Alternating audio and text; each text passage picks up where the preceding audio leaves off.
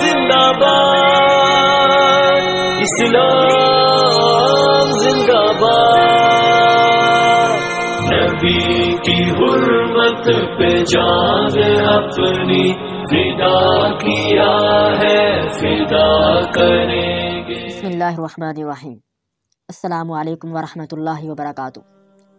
سامعین محترم، سب سے پہلے میں حکم کا معنی، حکم کی مقدار کی وضاحت کر کے بات کو شروع کروں گا۔ حکم کا کیا معنی ہے؟ لغت میں حکم کے جو معنی ہیں وہ کثیر کے ہیں، یعنی بہت زمانہ کے ہیں، ایک لمبا زمانہ کے، ایک لمبا عرصہ کے ہیں۔ جناب محترم،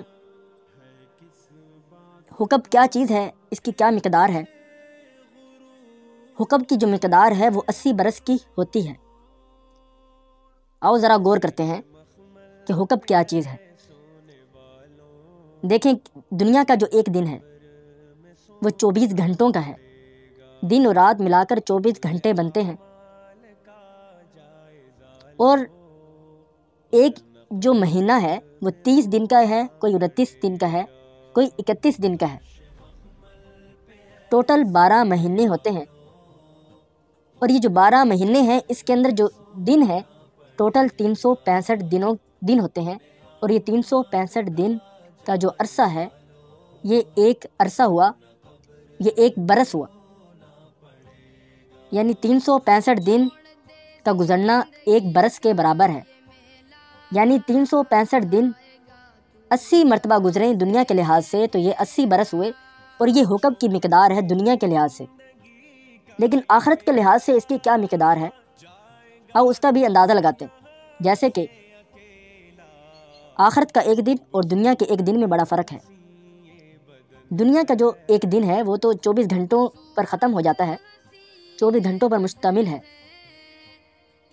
لیکن جو آخرت کا ایک دن ہے وہ دنیا کے 1000 برس کے برابر ہے۔ تو اسی طرح دیکھا جائے تو قیامت کے جو دن ہیں وہ بھی 30 ہیں، یعنی ایک مہینہ میں 30 دن ہوتے ہیں، اور ٹوٹل 12 مہینے ہیں، اور ایک سال کے اندر 365 دن کا عرصہ ہے، اور قیامت کا ایک دن 1000 برس کا ہے۔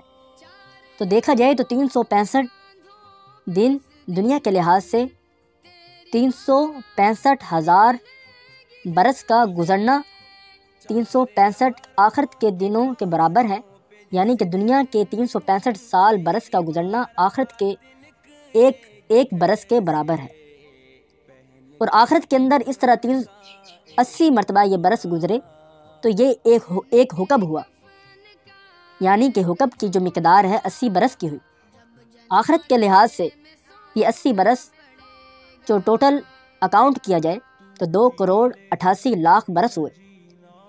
جناب محترم، حدیث کچھ اس طرح ہے کہ نبی اکرم صلی اللہ علیہ وآلہ وسلم سے نقل کیا گیا ہے کہ جو شخص نماز کو قضا کر دے گو و بعد میں پڑھ بھی لے تو وہ ایک حکم جہنم میں جلے گا، اور ایک حکم کی جو مقدار ہے وہ 80 برس کی ہوتی ہے، اور ایک جو برس ہے وہ 12 مہینوں کا ہوتا ہے، اور جو ایک دن ہے وہ 1000 برس کے برابر ہے۔ تو ٹوٹل 2,88,00,000 برس ہوئے، یعنی کہ جو بندہ نماز کو قضا کر کے بعد میں پڑھے گا وہ اتنا عرصہ جہنم میں جلے گا۔